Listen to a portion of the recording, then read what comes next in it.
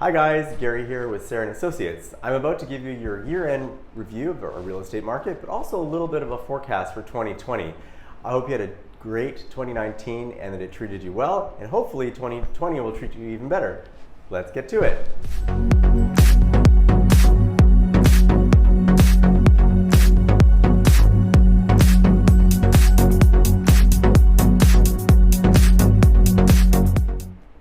So as you all probably know, 2019 had a lot of ups and downs in the market, but let's take a look at the numbers and really see and dive in as to see what happened and where things are going.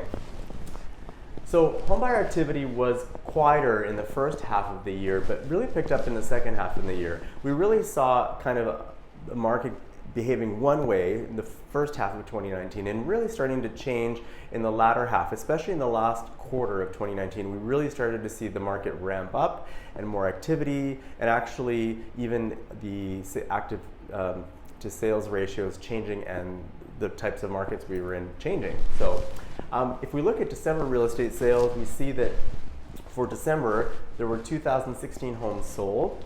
Compared to November, 2,498 homes sold. Pretty common because December typically is a slower month in real estate with the holidays and so on. If we look at total homes currently listed, for December there were 8,600, just over that. November there was 10,770, so you definitely see a decline in inventory, which means more sales. And compared to December 2018, obviously inventory was listings were much lower compared to back in 2018 when the market was completely different.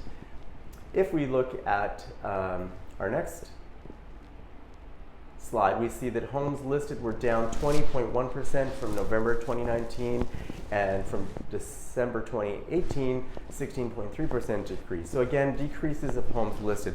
It's a good trend a good thing to see when you see that, because it's showing that there is less inventory in the market, which will help everyone in general.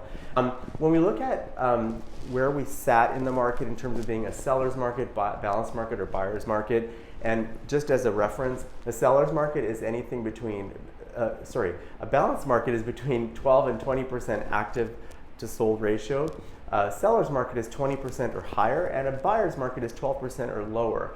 And we saw, like for example, latter part of 2018, beginning parts of 2019, we saw most categories of the market in buyer's market or even balanced. And then the second half of the market, we started to see things change. December, case in point, was actually a seller's market, believe it or not. So if we look at by category, each market, and how it was doing for December, condos unbelievably were at 32.5% active to sold ratio, so very strong seller's market in condos. We were actually seeing bidding wars in the latter part of the year again. Not on everything, but certainly on very strategically priced, nice properties. Townhomes were, again, seller's market, 25.7%. Detached homes were actually in a balanced market, so that was something that had not been the case for quite some time. Combined ratio, 23.4. So again, combined ratio overall, we were in a seller's market. If we look at November, we saw that even in condos in November, again, 29.3%. So strong seller's market. Townhomes, again, seller's market, 24.9%. Detached homes were strong in the sort of balanced market, and actually they dropped a little in December, being that it's more seasonal, and then 17.2%, and then combined ratio 23.2, again, seller's market. So the benchmark price, again, now this is a big number to look at, because for most of all of 2019, we were under $1 million, and that was big news on social media and on news channels, that the benchmark price for a home in Greater Vancouver had dropped below $1 million. Well, guess what? It's back up over $1 million again. So this represents a 3.1 decrease from December 2018, but again, the market was quite different then. So again, a good sign in that the benchmark price is over $1 million again. Now, if we look at the highlights from the Real Estate Board of Greater Vancouver, detached homes, benchmark price was 1.423, just over that, and compared to November, 1.415. So again, prices have gone up on the benchmark price of detached homes.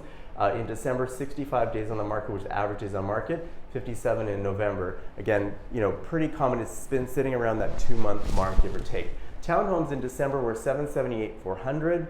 In November, they were 772. So again, in both cases, we saw increases in benchmark price. 51 days on the market for December, 42 days in November. Again, not surprisingly, that December is usually slower. In December, apartments were 656,700, and in November, 651,500. And then 44 days on the market and 48 days on the market. So all across the board in all three categories, prices went up in December. Again, and that's pretty rare to see in December market that the prices actually went up.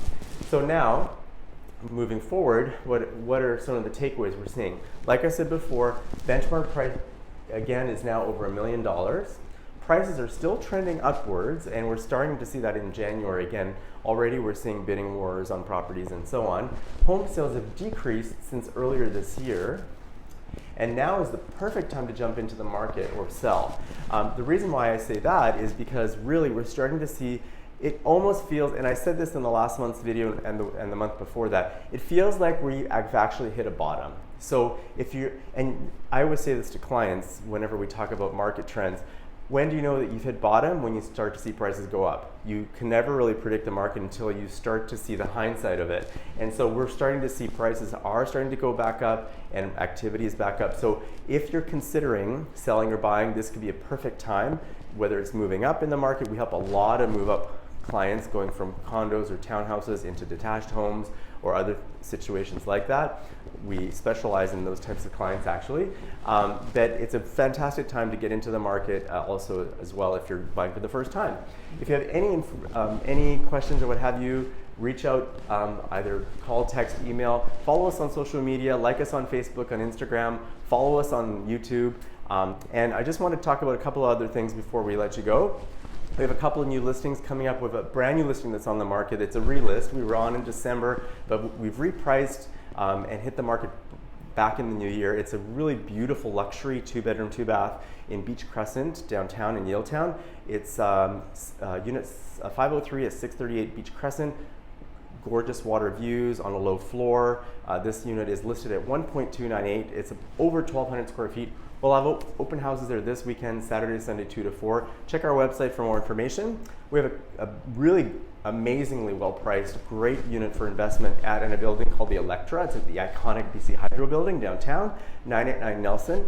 Unit 1602, we have a junior 2-bedroom, 2-bath in there. It's a tenanted unit. We are coming on at $649. That'll be coming on next week, so stay tuned. And we have a couple of other listings coming down after that as well. And finally, I just want to give you a little bit of a forecast for 2020 in a quick nutshell.